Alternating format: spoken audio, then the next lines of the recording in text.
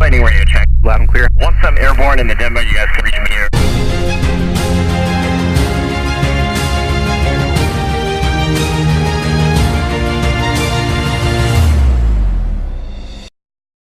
Moscow, the collapse of the Intermediate Nuclear Forces (INF) Agreement between the United States (US) and Russia, made the Tsar Bomba (Tsar Bomb) a media spotlight.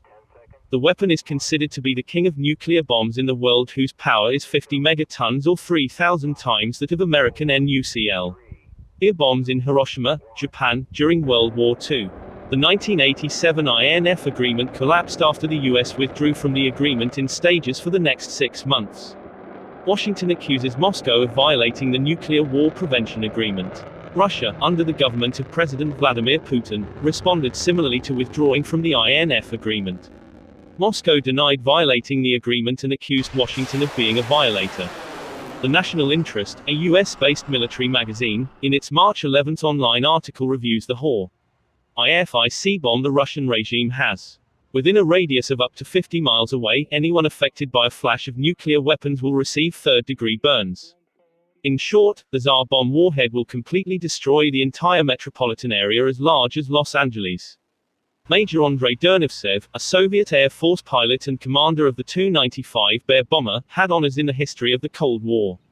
He once flew a plane that dropped the 50-megaton explosive bomb in a trial. For years, historians have identified many names for the Tsar Bomb test. Andrei Sakharov, one of the physicists who helped design it, only called it the Big Bomb.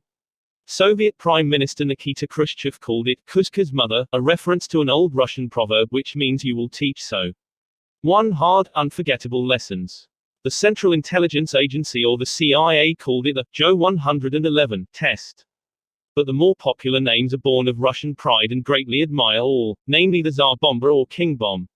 On October 30, 1961, Dernovtsev and his crew took off from the airfield on the Kola Peninsula and headed to the Soviet nuclear test area above the Arctic Circle in Matyashika Bay, which is located on the Novaya Zemlya archipelago. The pilot project scientist painted the Bear bomber plane and its pursuer Tu-16 Badger to limit heat damage from the bomb's thermal pulses. At least that's what scientists expect from the paint. The bomb also has a parachute to slow down its fall. The aim was to give the two planes the chance to fly about 30 miles from the 0 point before the nuclear bomb exploded. This also gave Dernovtsev and his friends a chance to escape. When the plane reached the destination at a specified 34,000 feet, he ordered the bomb dropped. The ditch opened, and the bomb began to drop 3 minutes to the height of the explosion 2.5 miles above the Earth. Then the terrible bomb exploded. A 5-mile fireball soared high in the sky like a Bear bomber plane. The bomb's shock wave caused Bear's aircraft to drop more than half a mile at an altitude before Dernovtsev regained control of his plane. The explosion broke the window more than 500 miles away. Eyewitnesses saw flashes through thick clouds more than 600 miles from the site of the explosion. The mushroom clouds boil into the atmosphere up to 45 miles above zero ground, which is basically at the lower limit. The top of the mushroom cloud spreads to a width of 60 miles. The nuclear heat is burning the paint of the two planes. The explosive power was still small compared to the original Soviet plan at the time.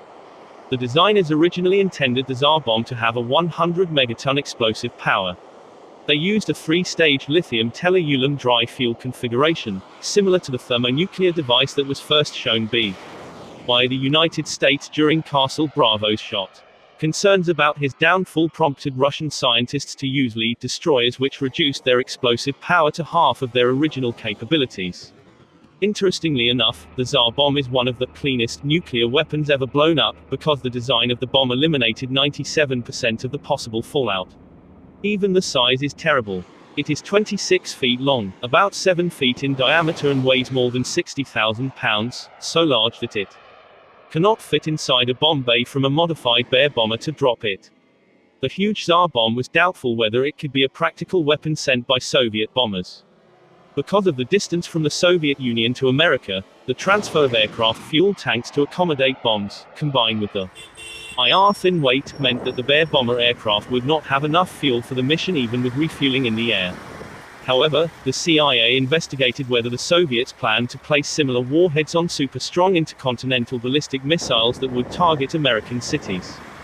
The reason is accuracy, or rather, its disadvantages.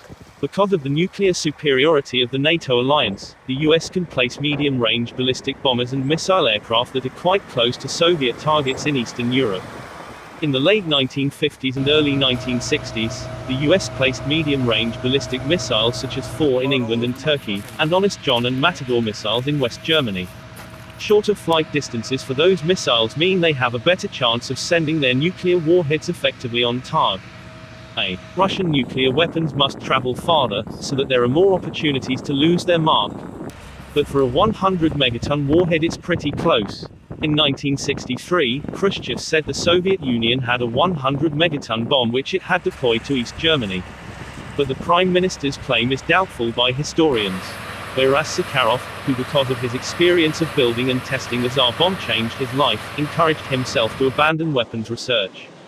He became an outspoken critic of Soviet efforts to create anti-ballistic missile defense systems. He later became an advocate for civil rights in the Soviet Union and many persecuted political dissidents who won the Nobel Peace Prize in 1975.